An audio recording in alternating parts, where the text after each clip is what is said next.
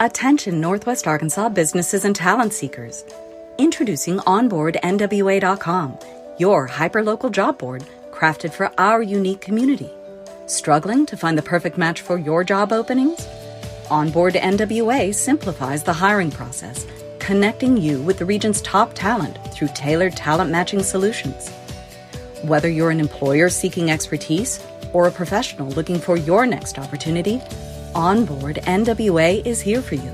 Discover more at onboardnwa.com, and let's build the future of Northwest Arkansas together.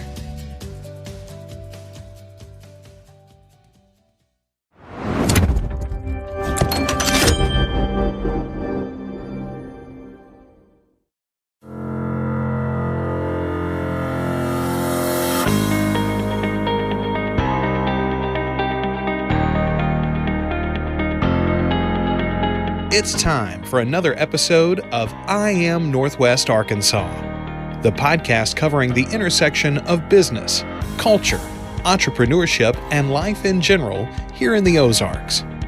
Whether you are considering a move to this area or trying to learn more about the place you call home, we've got something special for you. Here's our host, Randy Wilburn.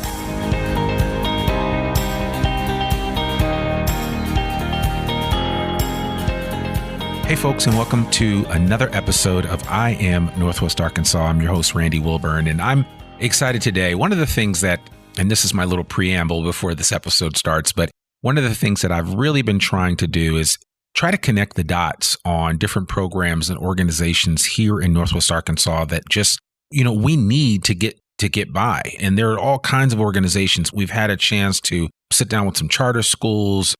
Hope Academy there in Bentonville. We've connected with some other organizations here, and we're going to have some new episodes coming up that talk about the fabric of life in Northwest Arkansas and the services that are here at our disposal. If you live in Northwest Arkansas, if you're coming to Northwest Arkansas and you're wondering, are these things available here? Well, they absolutely are. And today's episode is no exception. I'm sitting here with Amanda Childs, who is with CSI, which is Community Service, Inc. They're based out of Russellville, but they recently opened up an office here in Northwest Arkansas where everything happens. And it's exciting to sit here with Amanda, and she was telling me her story and her background, and it's amazing. And I had to stop her because I was like, you know what, we got to get this all on tape, and so that we can share a little bit about her superhero origin story and then kind of get into how CSI came to set up shop here in Northwest Arkansas and the difference they're trying to make in the lives of young people. And I'm not going to steal any of her thunder. So without further ado, Amanda Childs, how are you doing? I'm doing pretty good. Good. It is so great to have you on here. And we really appreciate you taking time out of your schedule. And we're meeting socially distant. For those of you that can't see this, because nobody can see this because you're only going to hear the audio, but we are meeting socially distant. And it's kind of nice to be in front of somebody else, a human being. Especially right now. Yeah, exactly. So it's exciting to do that. So I would love for you just to kind of share a little bit about your superhero origin story, who Amanda Childs is, and how you came to come work with CSI. Well, yeah. So I was actually born in England. My father's English and my mom had just moved over there. She found a job, of course, fell in love with the man. And when we were living in England, it's just really hard to live over there. And we did not have good economic standing. So we found ourselves homeless for a bit. And I had family in Louisiana. And so they let us move in for a while. And from there, we just kind of moved from place to place. And I kind of grew up. My parents were very interested in kind of what people think they should see rather than the reality of what our lives were. So growing up, like Keeping Up with the Joneses? Oh, very much so. Okay. Very much so.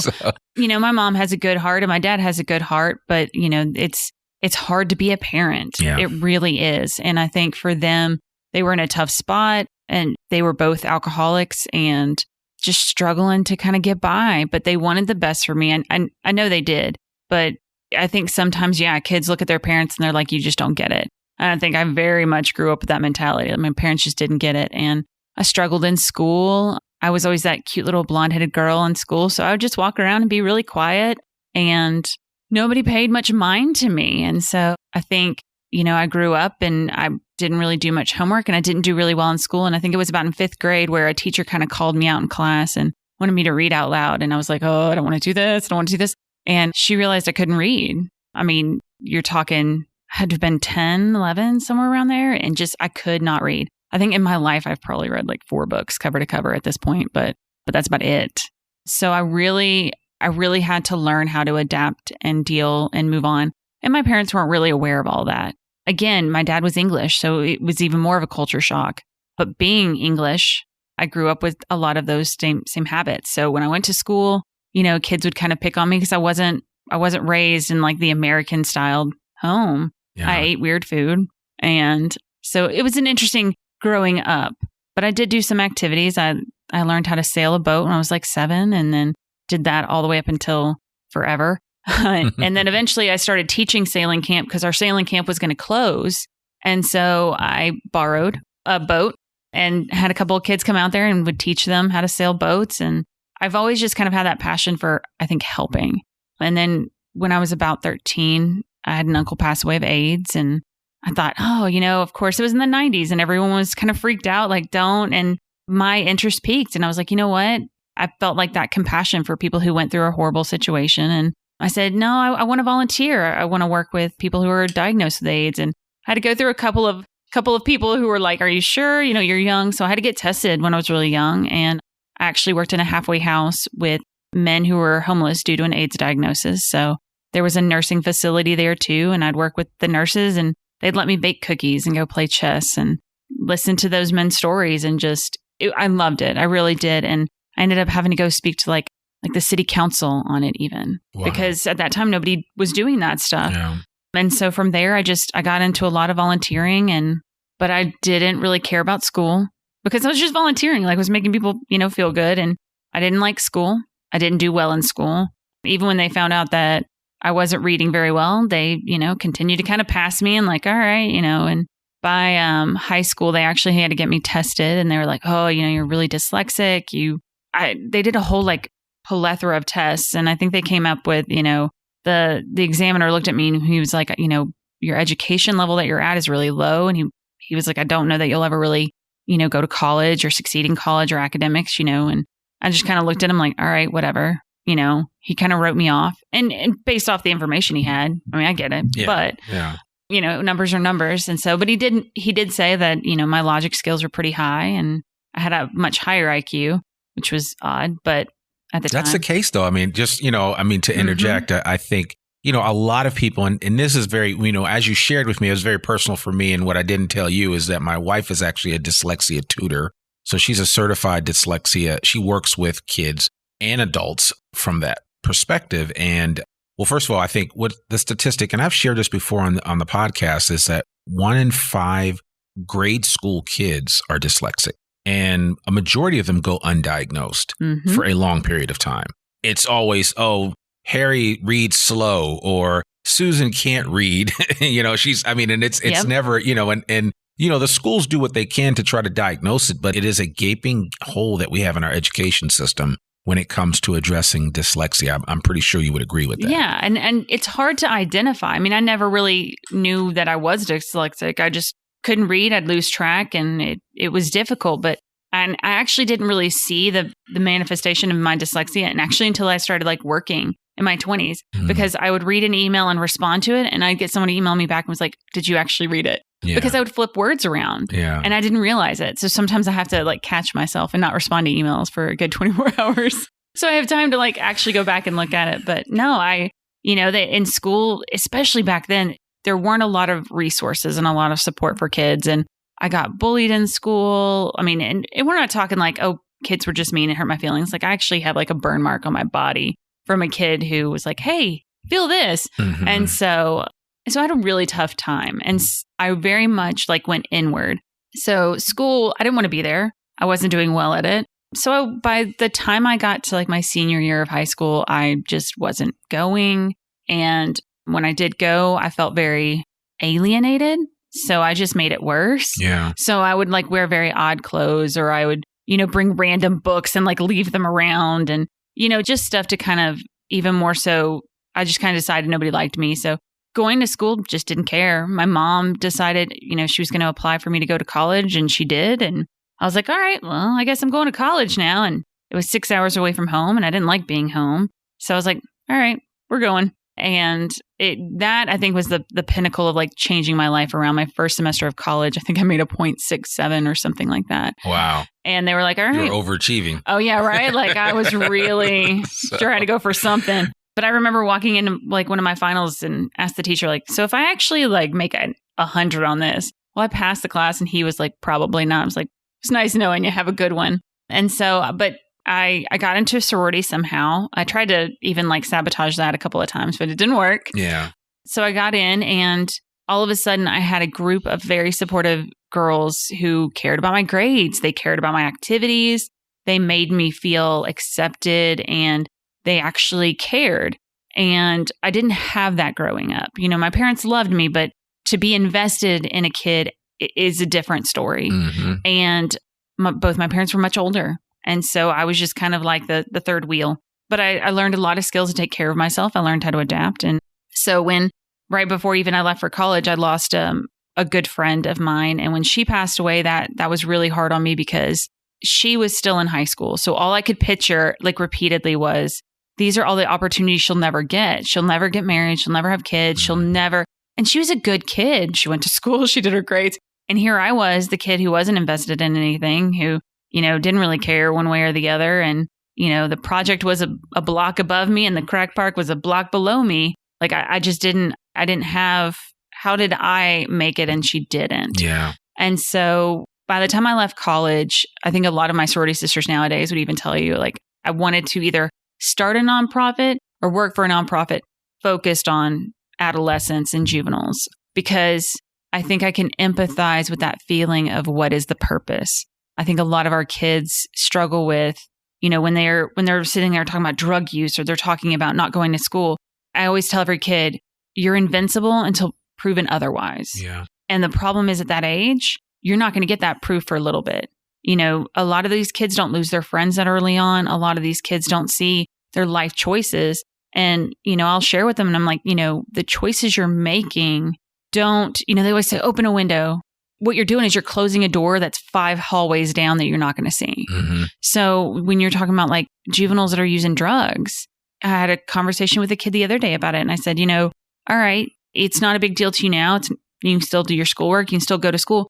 But what happens when you get addicted to it and then your job drug screens you for it and you can't get off of it long enough to get that drug screen? Well, now this great job that could have made you tons of money, you're now not getting. Yeah. Or my father, you know, he used drugs growing up and he drank a whole lot. And unfortunately, he passed away at a pretty young age for him. And my daughter, looking at her, like those two were like 2 peas in a pod when she was a baby. And he lost out on that opportunity by the choices he made. Absolutely. At that age. Yeah. And so I understand why kids can't see it. It's like, you know, when you're a mom and you look at your teenage daughter and you're like, please don't get pregnant. I know why. I know the exhaustion and how much you have to sacrifice. I had my 20s. So I know how much fun you can have. Mm-hmm. So when I see a 19-year-old getting pregnant, I'm like, oh my gosh, like you just threw away the best part of your life because you have that freedom. But because they've never experienced it, they don't know. Yeah. So it's definitely being able to find those ways to communicate to them as to, I get that you don't see the consequences of what could happen, but I'm willing to like hold your hand through trying to figure it out. Right. Yeah. I mean, everything that you're saying makes so much sense. And I think you also mentioned something else earlier before we started recording where you were saying how there was, you know, one individual that really spoke into your life and college outside of your sorority sisters as far as their encouragement. And, you know, I think there's something about that. I mean, what I've been told from many of my friends that have pledged, whether fraternity or sorority, you know, there is a bonding, you know, a sisterhood or a brotherhood that exists where each of you looks out for each other. But you also had a professor that really took a liking to you. So, and that wasn't the same professor that you asked about the test. No. And so that was a difference maker as well. Yeah. And he's still involved in my life to a degree. It was interesting because obviously like I struggled in school. So when I got to college, I failed my first semester. I was like, oh, well, this is just the pattern. Like, this is who I am. And so, yeah, that sisterhood was like, no, like, let's find classes that you can make good grades in, you know, so I took a psychology class and I would say, you know, everybody's got a skill. It's kind of like superpowers. I'm not going to lie. I always use this with kids, but it's true. Everybody's kind of got their own skill, just like Marvel, right? I think mine is people. I can understand and connect with people. I get told all the time, like it's easy to relate to me and whatnot. And I think I figure out people in my head. So psychology, like done. I took it.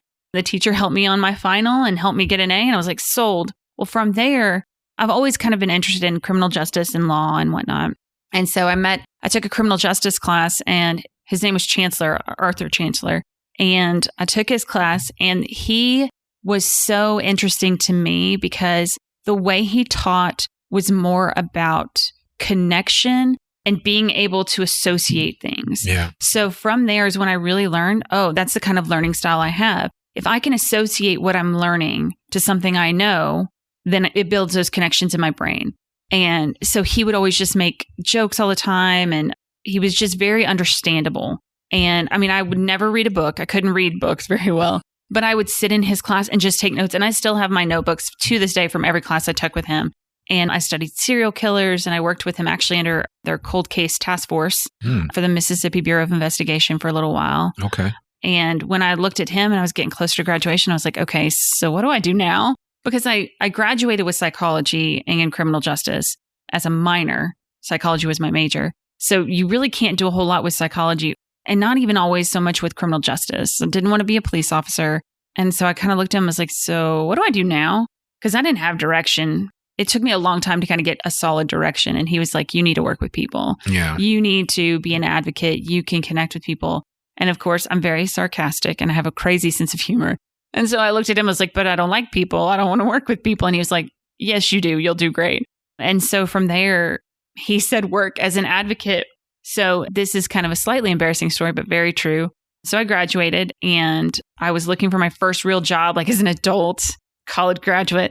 And I found a job, and it was called the Advocacy Center. So I was like, oh, he said I should be an advocate. That's where I'm going to apply. Yeah. Did not know what the job actually was. I cannot lie. And, you know, when you're in college and you're getting your bachelor's, they show you like all these different populations, severe mental illness, you know, developmental disabilities. And I was like, okay, those are the two populations I'm not working with. I don't want to work with severely mentally ill, and I don't want to work developmental disabilities. They were intimidating, and I didn't feel prepared for it. Sure. Well, the Advocacy Center was for developmentally disabled adults living in facilities. And so I applied for it and I got the job, and then I go in and I'm like, oh, that's what this is. So if that puts in perspective how much I did not have like a vision at that point. But in college, I told a lot of my sorority sisters I really wanted to work with adolescents. And I think everything kind of happens for a reason. So I think I went through like all these adult services and worked all this to get prepared to work for this. Yeah. I think had I started this kind of work in my 20s, I don't think I would have been able to do it with the security that I have now. Like, you've got to find yourself first. Absolutely. So, I got a great experience from the Advocacy Center, and then just kind of built on from there, which brought me up here. I got married to my college sweetheart, and he got a job with Walmart. You know, typical small company up the road. Yeah, exactly. Typical Northwest Arkansas love story. Right. And so we moved up here, and I was able to work in a residential place for adults with severe mental illness. And I absolutely loved it. And from there, it just kind of grew. And then I started working in schools, and then CSI came up here and they were looking for jobs. And I knew some of the people at the probation office, the juvenile probation office, and they called me and they said, hey, we really think you might be interested in this kind of job. And I was like, okay, well, you know, and I looked more into it, and then I applied and I did my interview, and it literally is the like pinnacle of what, when I was 20, I knew I wanted to do. I didn't know how to do it, but I knew I wanted it. So when they came around, I was like, all right, I'm sold. Man. So it's almost like all those hours and time that you put in doing what you did really prepared you perfectly for this moment in time. Exactly. And been able to step up. So tell me, CSI, Community Service Inc., how come I'm surprised that they're just now coming to Northwest Arkansas? Yeah. So what's that all about? We'll talk a little bit about CSI and, you know, their evolution of coming up here, because they've been around for a while. Yeah, they started in 1958 in the Conway area. And how they got started is literally in the title. There was a judge, Audrey Strait, who felt that there needed to be more services for these kids who were going through the juvenile justice system to really combat that. And so I think it was like 4 other people got with her, and they focused on just doing their community service to help these kids. And from there, they've kind of stayed in that area. They're in smaller offices. They have Russellville, which is one of their bigger offices, but it really was primarily focused on how do we address the needs of the kids going through the juvenile justice system so that we can reduce these numbers? So many kids were getting kind of locked up and, for making really crazy decisions sometimes, but to really address the needs for probation and what are some alternative services they could do. And so from there, they've just kind of grown. And I think, we've got Morrilton, we've got Russellville, we've got a few satellite offices where we have juvenile justice case managers out of. Some of them, our officers are also working as probation officers in some courts, but it really is focused on the juvenile justice system. And in the last year, DYS has a contract, to help provide services for kids that are going through probation or that are just going through that system in general. And there's always a provider assigned to that contract. Well, the last year, previously, it'd been YouthBridge. And this past year, the contract came available. And that's when CSI was like, okay, we really want to jump on this opportunity. And I think it was a great decision. But, coming from like that central Arkansas area, I think they knew that there was very much a need up here. But I think now they're really seeing like, oh my gosh, there's so much more. Yeah. And the ladies that are all on the executive team and even I deal with a lot more of like the 4 main ladies on the executive team, but their entire executive staff is so dedicated and so driven to help to where, we provide services where no one gets a bill. Right. So if kids come to see us, there's no bill. They never get billed. They have their own foundation to help support the agency. I mean, just the way the whole agency is built is a great model. Yeah. Yeah. So obviously there's enough both. Are you guys getting both private and public funding or? Yeah. So okay. We have the DYS contract that helps more so with the kids that are going through probation. And that's focused on providing them case management services and their families' case management services, classes. That's all much needed though. Yes. Yeah. Like we have an after school program to really, especially right now with COVID, everything, kids are losing some of their education just because, hey, now you're working from home. Okay, now you're working from the school. Now you're working from home. Bless those teachers to have to bounce back and forth. And the kids are, struggling. So we started an after school program. We offer a boys council group.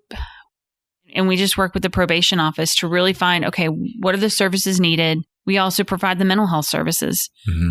And I think those are just 2 really strong areas. But then, yes, as we grow more up here, we're going to do more fundraisers and to really help get some support so that we can deliver these programs to more than just, one small population. It's still a small population as it is, but, we want to grow and be able to provide all these services. Preventative services are, very much needed.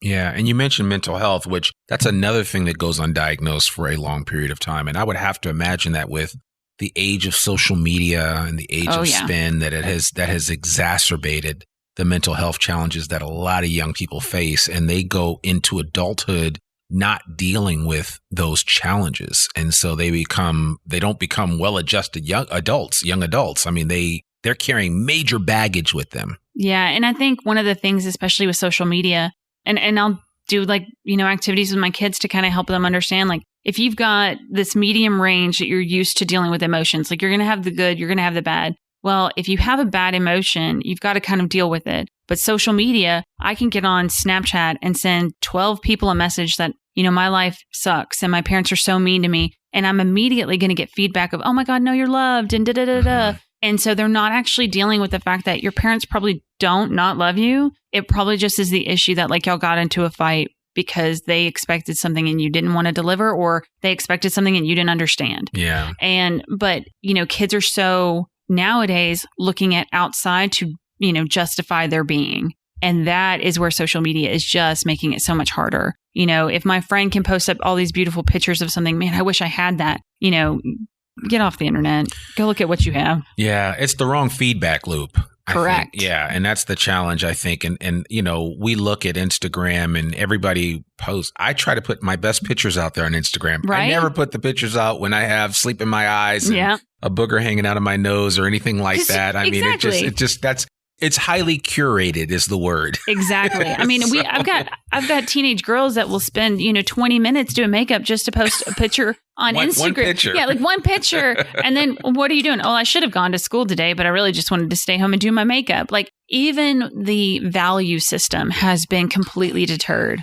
And, kids don't know how to deal with these things. And I think right now, especially, you have parents who are working 2 jobs, who are, really dedicated to improving their lives, to being able to provide for their kids. And you've got this population of kids who, I can do it, I can handle it. Yeah. And because they are seeing so much online, and because even our academics, our school systems are really trying to do their best. So you do have a higher bar for these kids. And yeah, to a degree, I see a lot of confusion and resentment growing in our youth. Yeah. Because they don't understand why things are the way they are. We are past the generation of, well, because I told you so. Yeah. And people will still try to use it. That's when kids are like, I don't want to hear that. And so I have to say a lot of what I end up doing is what I like to call translation.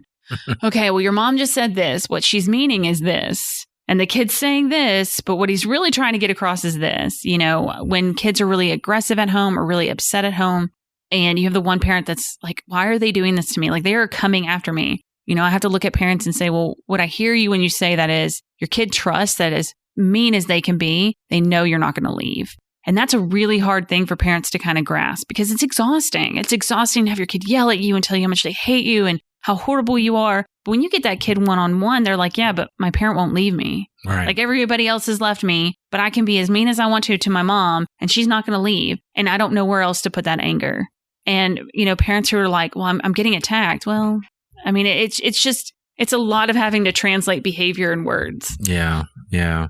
So as I look at the list of things that CSI is doing, you do prevention and education, therapeutic foster care, day treatment, substance abuse services, mental health services, and as you said earlier, juvenile justice. So are all of these being utilized up here in this area, or are you finding that some of the services that you offer are needed more than others? So up here, we just opened this office in Rogers in July of last year. Yeah. So we've mainly focused on the juvenile justice case management piece and the mental health piece. Therapeutic foster care is definitely needed everywhere. The challenge that comes in is, you look at training families. When you think therapeutic foster care, you're looking at these kids who have been from home to home, or kids who are really coming from an unstructured environment and all of a sudden being put in a structured environment. Their responses, they may not have learned appropriate coping skills at a young age. So you may have like sexually acting out behavior. So it's always a need. The challenge is finding families that have the right tools and the right support. Yeah.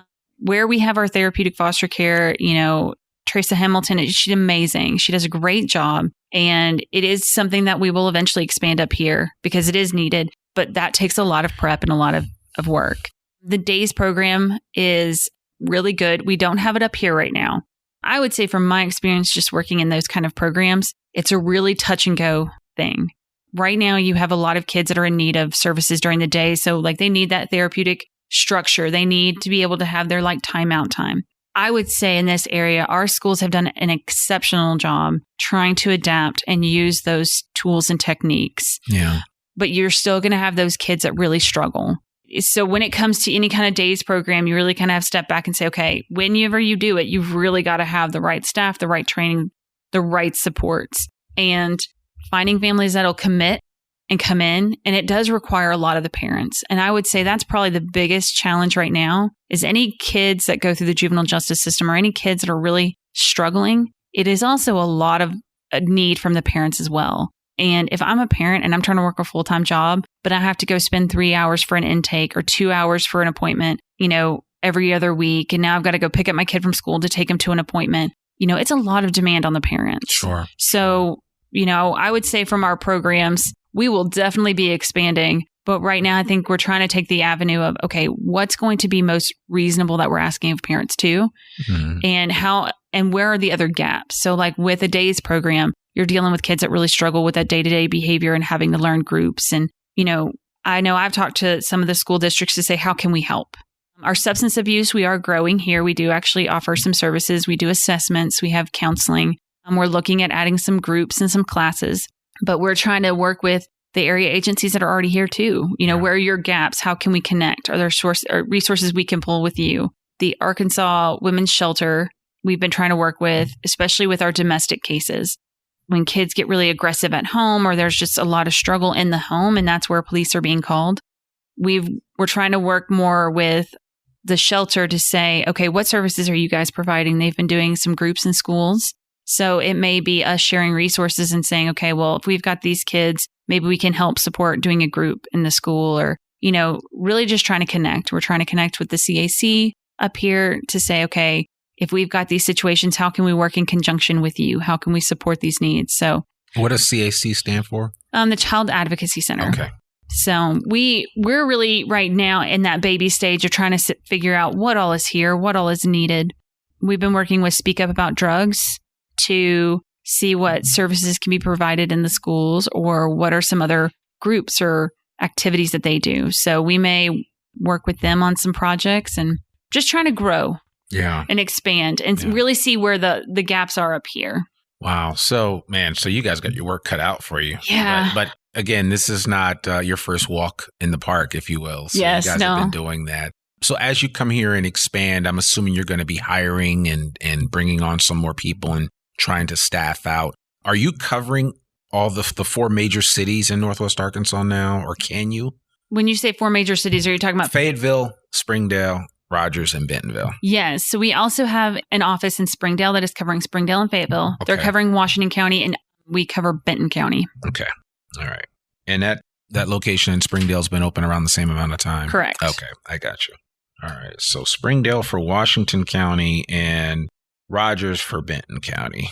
Wow. So you guys are, there's a lot to be done up here. So yes, there's definitely a need for a lot of support and services.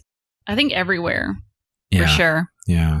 Yeah. I think, our society goes as our youth go. And I think a lot of our young people right now are, kind of in that tweener phase where they don't really know what's going on. And we've got so many challenges in our country, in the world in general. But that's life is that way, right?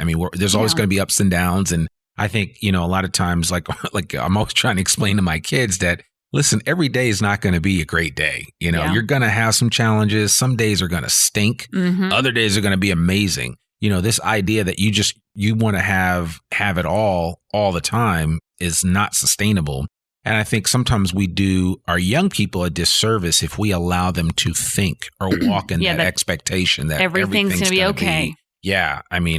I know there's a great book that I read that says that there's trouble that you're going to have all the days of your life. So I'm 51, so I'm a little older than you, and I recognize that to be very true. Yeah. So when young people ask me, what would be one thing that you would tell me, or what would you tell your youthful self, when you were 20? And I would just say, listen, be willing to deal with the highs and the lows, right? Because you're going to have them, and there are going to be a lot of challenges. But I also do believe that there's always some people out. There's always somebody willing to give a helping hand, to be a supportive ear, and to be in a place that is non-judgmental, but is more focused on helping you to be the best version of yourself. And that's really what I believe CSI represents. Yeah, I think I would agree. I think with a lot of our kids, especially the ones that we see in this office, it's a lot of just allowing them to be fallible. Yeah. And recognizing, like, to a degree, okay, everyone's going to be fallible. But what are you going to do with it? Because it is your life. They've got to own the fact that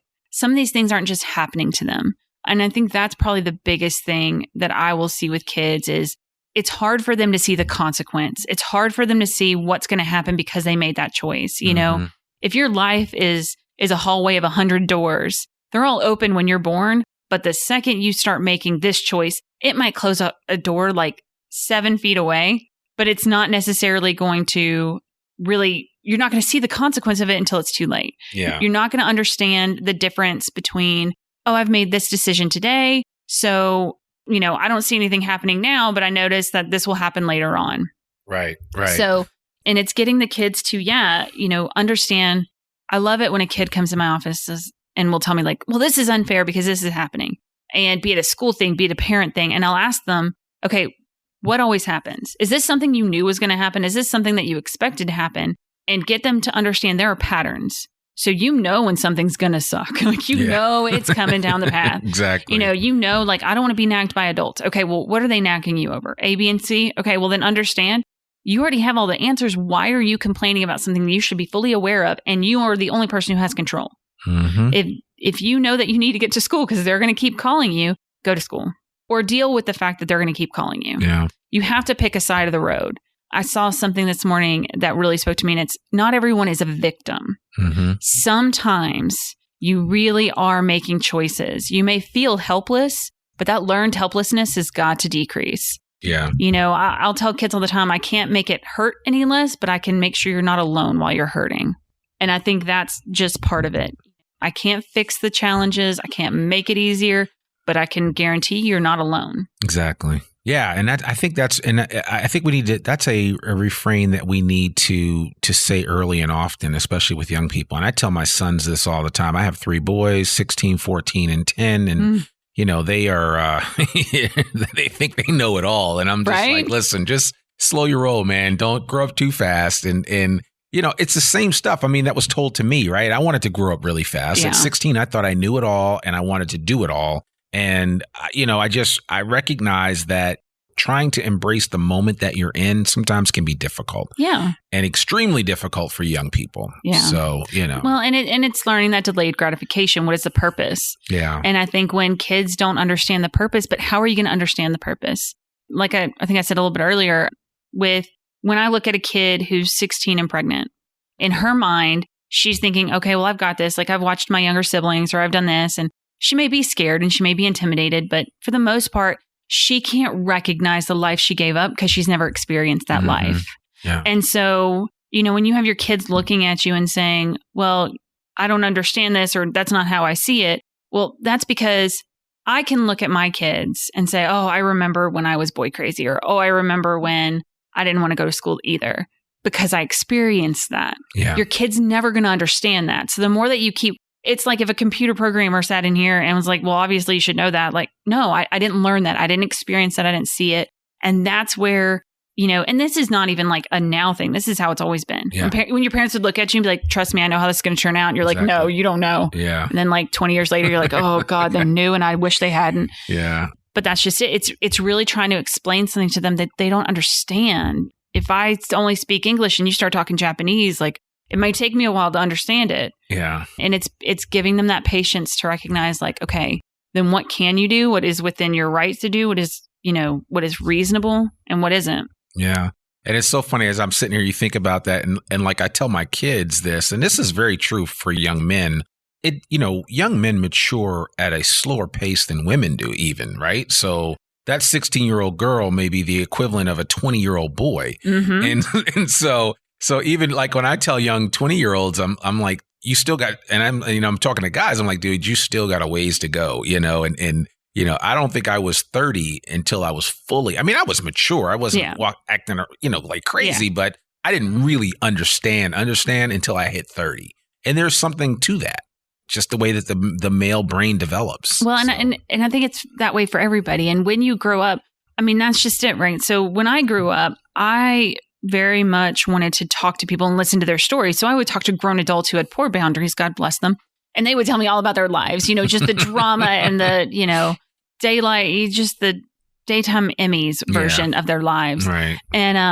And so I had that opportunity to learn a lot because I talked to people. Sure. And because I came across more mature. You know, I had a grown woman once tell me I had to have been probably 15, 16, you know, about her domestic violence she was experiencing. You know, working with, you know, men who were diagnosed with AIDS and homeless. Like I really did want to learn everybody's story. I didn't know why, but it really paid off. So I was more aware.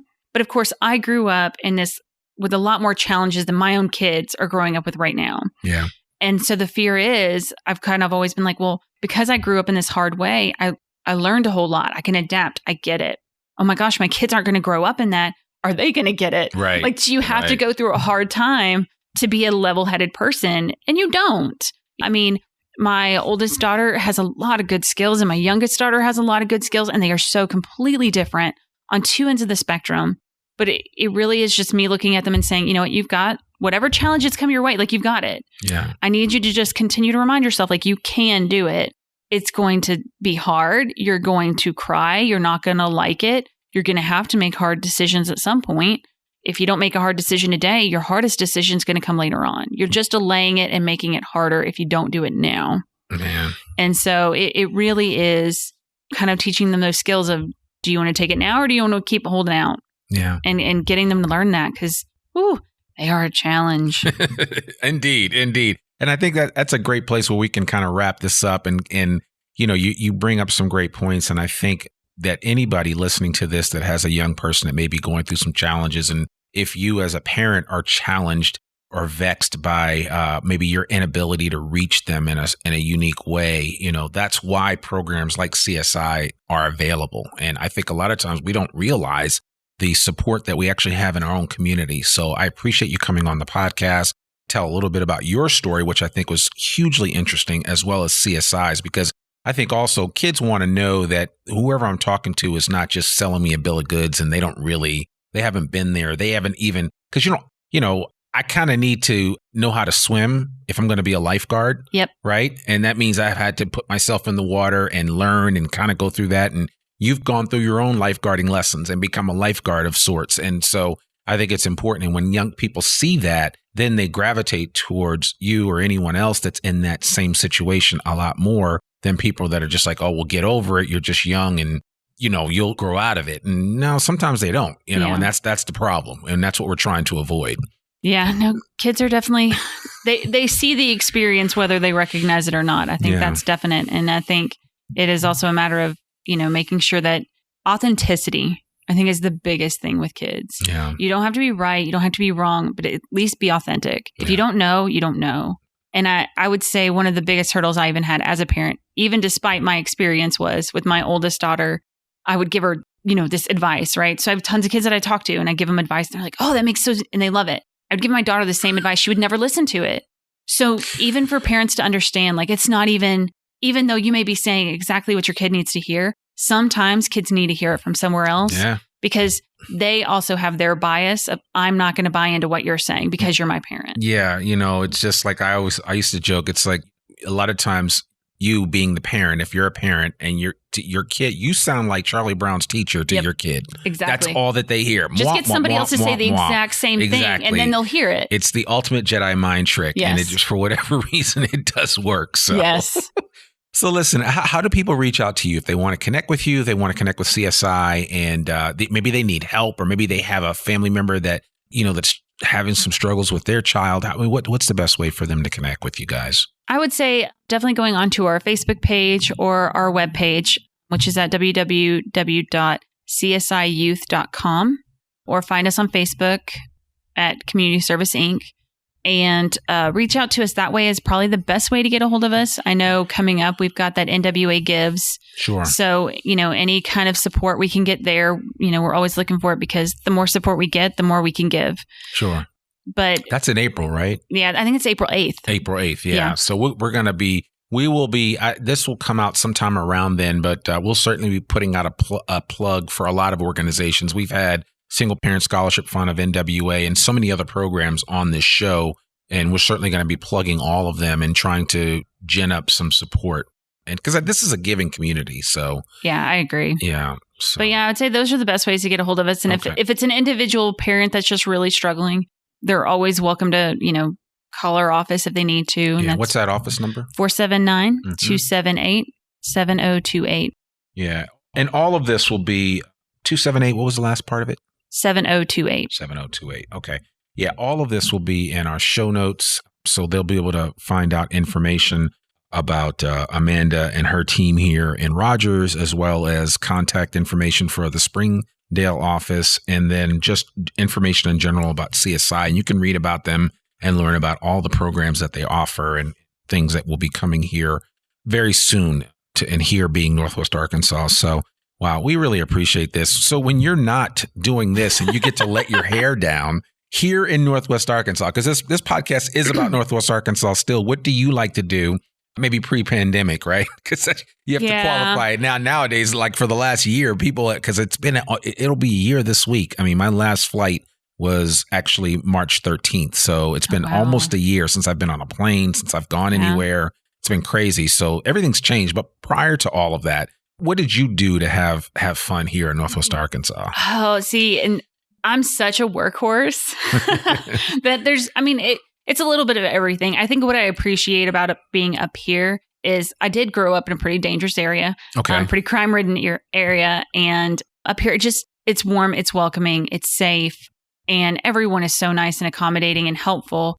And I don't know, like my family and I would just kind of go out here and there and we just dabble. We're dabblers. Yeah, we don't have like specific, like we don't go on trails and we don't like do certain things, but we may randomly one day be like, let's go on a trail. Yeah. So at least you have the option to do that. Exactly. Yeah. And that I would say is probably the piece, is that just that ADHD last minute impulsive decision of let's go do this. And you can. You can go to the lake. You can go on a trail. You can go walk around the square. You can go downtown Rogers. You can go listen to music. I think my husband and I love the food the most. Okay. So what's your favorite restaurant? Well, and I know that's a hard one, no, right? That's an insanely tough one because my husband and I have a tradition for our wedding anniversary. We don't do gifts. We don't do anything else.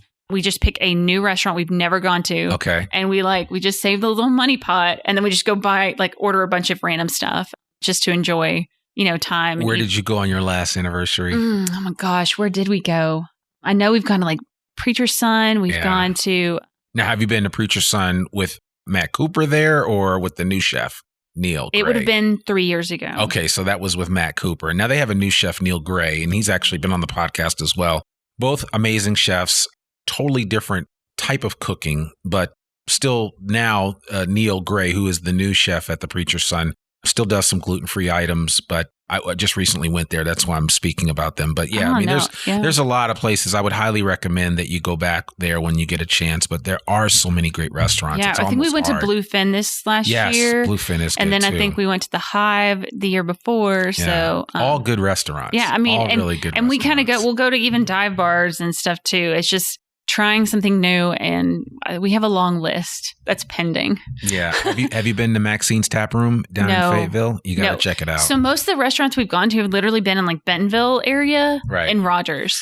We haven't even made it to Springdale and Fayetteville yet. Crazy. But we're working on it. We're going to slowly work the way down. Yeah. And downtown's, that's the cool thing is that, and that's the thing I like about being here is that even though when I moved here from Boston, we love driving around because I don't mind driving up to Bentonville to go eat. I don't really care. And I can eat just as well in Fayetteville. But so Leverett Lounge and Maxine's Tap Room, run and owned by the same people. Hannah Withers, shout out to her. But Maxine's Tap Room is a great speakeasy bar that I would highly encourage you to check out. And even I know this spring, as we're still coming out of this pandemic, they have outdoor seating. And so it's really cool.